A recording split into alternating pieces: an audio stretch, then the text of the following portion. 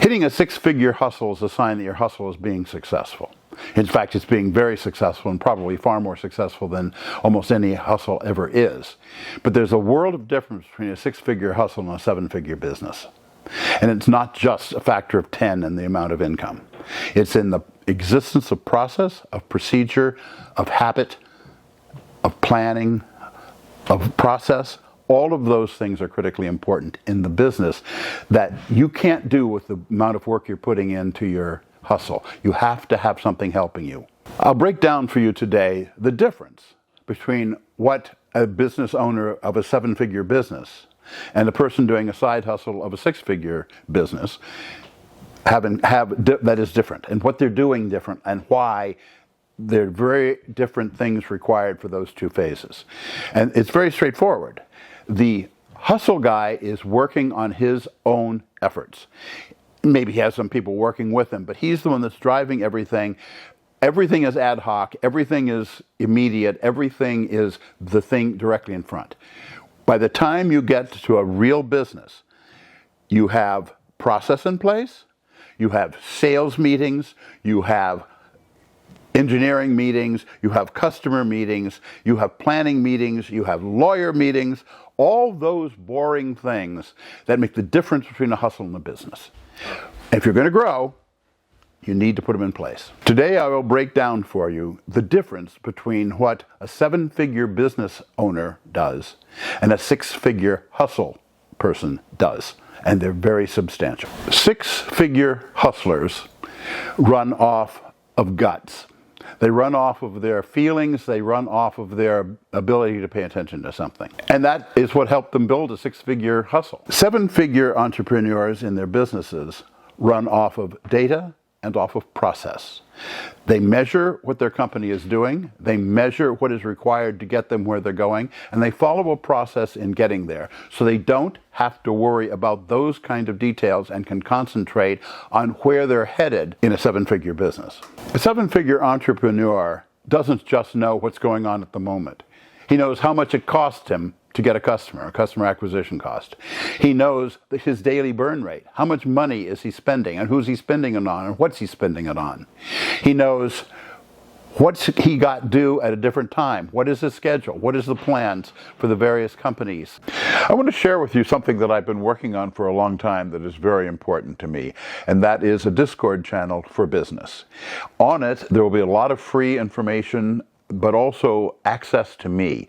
So you can have the ability to ask me questions, and I can respond to your particular problems and difficulties, and also help you get started. I'm really looking forward to being able to interact with you individually on there. I look forward to seeing everybody on there, and I will be waiting for you. Now, let's get back to our video. He knows and keeps all of those things in front of him, not because he wants to waste the time, but because he knows that that saves him both time and confusion. Six-figure hustlers can keep it straight in their heads, and they can depend upon themselves. They're essentially a sole proprietorship, if you will. And that's okay. They can get away with that. You can never do that in a seven-figure business. So delegate, delegate, delegate. Hire people who can do the job well, and then let them do it. The entrepreneur who has gone from the six-figure hustle to the seven-figure business has to learn that lesson, because he learned before to be in charge of everything. Now he has to learn to let go, and that's often extremely difficult for him to do. But he has to learn it, or the company will never be a success. Delegation is not only about growing the company, other people to do the work, but it's about trust. And that trust means that you trust the person to do their job and you let them do it. Too many entrepreneurs, especially new ones, try to do the job even of the competent people that are working for them. If you have a competent person working for you, let them do their job. If you have an incompetent person working for you, get rid of them. That's a lesson that seven-figure entrepreneurs learn, that six-figure entrepreneurs have not learned yet and have to unlearn if they're going to make it to seven figures. Seven-figure entrepreneurs hire people who are competent and know what they are doing.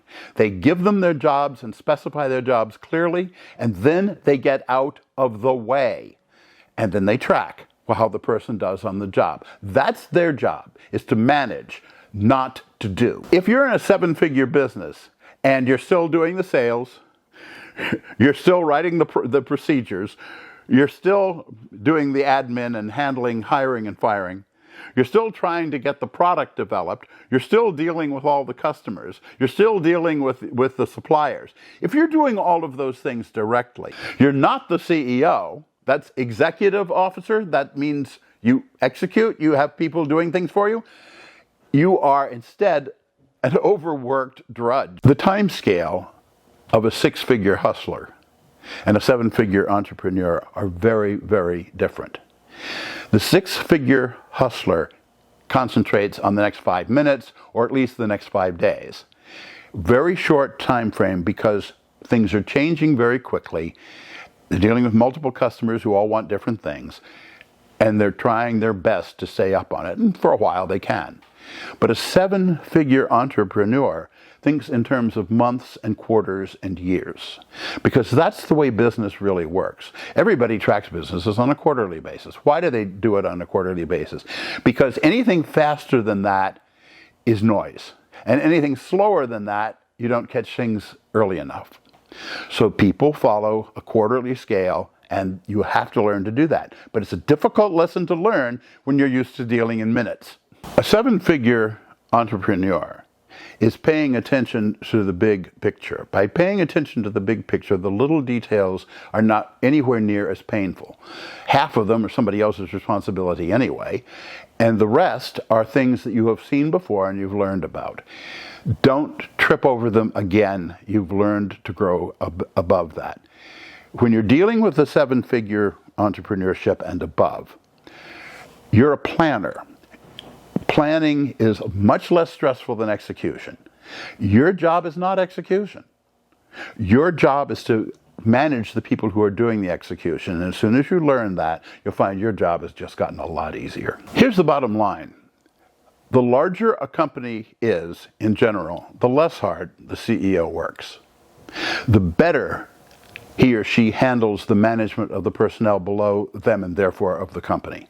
It is the six-figure hustler that has too many things going on in his life, not the 7, 8, 9-figure entrepreneur. So make sure as you are making that transition, you're putting in place the systems that enable you to make that transition so that you're worrying about the system and not about the details, because the details are not your concern. You want to know the results, you want to track them, that's why you have the data. But that's not your daily worry. Your daily worry is this person doing his or her job? Is that job getting done? Are these people talking to each other? And that's what you should be spending your time on, not worrying about the details. If you want to be successful at the seven-figure or above level, stop acting like a six-figure hustler and start acting like a 7 or 8-figure entrepreneur, and then you'll be one. If you're stuck at the six-figure level, ask yourself if it's because you are trying to do everything.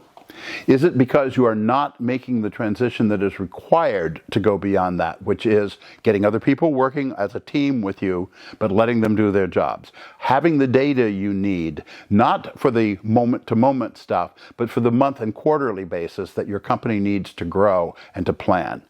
If you're making those transitions, and they're not smooth, but they're not horrible.